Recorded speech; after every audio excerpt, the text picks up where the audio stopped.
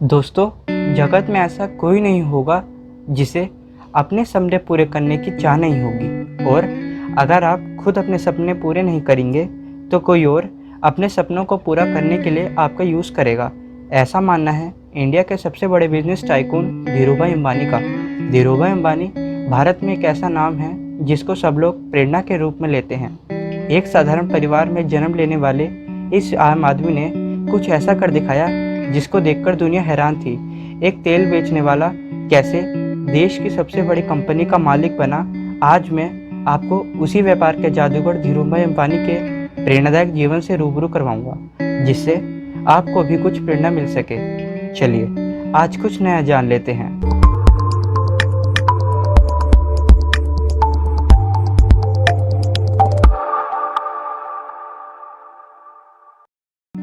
धीरूभाई अंबानी का जन्म 28 दिसंबर 1932 को गुजरात के जूनागढ़ जिले के चोरवाड़ गांव में हुआ था। बहुत कम लोगों को पता होगा कि उनका पूरा नाम धीरजलाल हीराचंद अंबानी था, जो बाद में धीरूभाई अंबानी के नाम से प्रसिद्ध हुए थे। धीरूभाई अंबानी जी के पिता का नाम हीराचंद गोवर्धन भाई अंबानी था, जो पेशे से एक अध्यापक थे, और उनकी माताजी का नाम जमुनाबेन अंबानी था, जो एक हाउसवाइफ थी। धीरूभाई के पिता भले ही अध्यापक थे, लेकिन उनकी आमदनी इतनी नहीं थी कि वो परिवार को खुशहाल बना सके। अब उनके पिताजी के बीमार होने के कारण परिवार आर्थिक तंगी से जूझ रहा था, तो धीरूभाई अंबानी को महसूस हुआ कि अगर उन्होंने कुछ काम नहीं ढूंढा तो भूखे मरने की नौबत भी आ सकती है। तो इसलिए उन्होंने अपनी 12वीं की परीक्षा के बाद ही अपनी व्यावसायिक जीवन प्रारंभ कर दिया था। शुरुआत में तो वे अपने आसपास की दुकानों से मूंगफली का तेल उधार लेकर सड़क के किनारे खुला बैठकर बेचा करते थे, और बाद में उन्होंने गलियों में पकोड़े बेचना भी चालू कर दिया था। लेकिन उन्हें इतना मुनाफा नहीं होता था इन सब से, तो अच्छी नौकरी के लिए वह अपने पिताजी के बड़े भाई के देश अदन चले गए। अदन में उन्होंने A.BSN कॉरपोरेशन में 300 रुपये प्रति माह सैलरी में काम किया, लेकिन पढ़े लिखे होने के कारण आगे चलकर उन्हें क्लर्क की नौकरी भी मिल गई थी।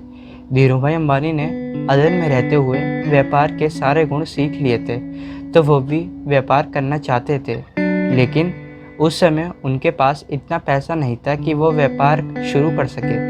पैसा नहीं होने के बावजूद भी उन्होंने अदन के मित्रों और व्यापारियों से यह शर्त रखी कि लाभ में सबका हिस्सा होगा, लेकिन घाटे की सारी जिम्मेदारी उनकी स्वयं की होगी।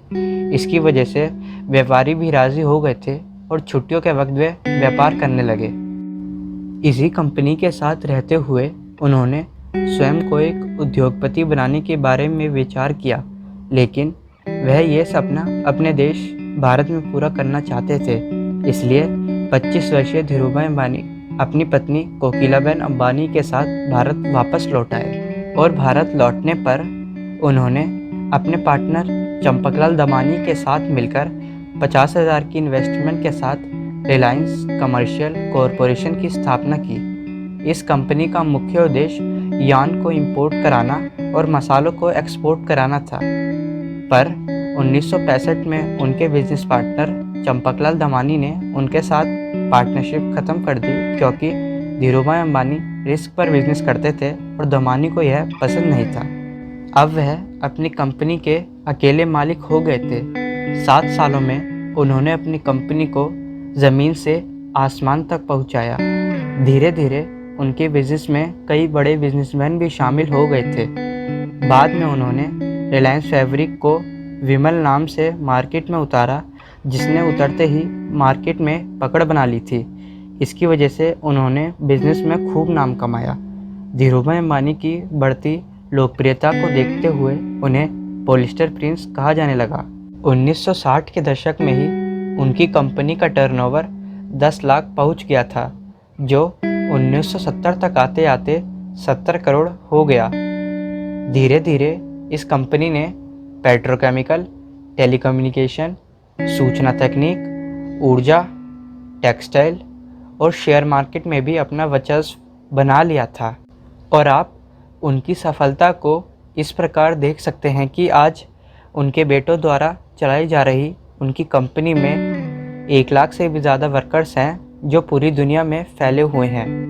रिलायंस कॉरपोरेशन के शेयर मार्केट में आने की वजह से आम आदमी को भी शेयर मार्केट में निवेश करने का मौका मिला था, इसलिए यह कंपनी सब लोगों की चहेती बन गई थी। और फिर इस महान इंसान ने इतनी शोहरतें और सफलता कमाने के बाद 24 जून 2002 को दुनिया से अलविदा ले लिया। इस तरह भारत के एक सफल व्यापारी और प्रेरणादायक व्यक्ति का जीवनकाल समाप्त हो गया, जिसने बिना किसी बड़ी डिग्री के इस मुकाम को हासिल किया। उनकी मौत के बाद उनके बेटे मुकेश अंबानी और अनिल अंबानी ने बखूबी उनके बिजनेस को संभाल रखा है और संभाल रहे हैं। तो दोस्तों, ये थी आज की कुछ खास पेशकश। वीडियो पसंद आई हो तो प्लीज़ वीडियो को एक लाइक कीजिएगा, क्योंकि आपके एक लाइक से हमें और भी मोटिवेशनल वीडियो बनाने का मोटिवेशन मिलता है। और चैनल को भी सब्सक्राइब कर दीजिएगा। जय हिंद, जय भारत।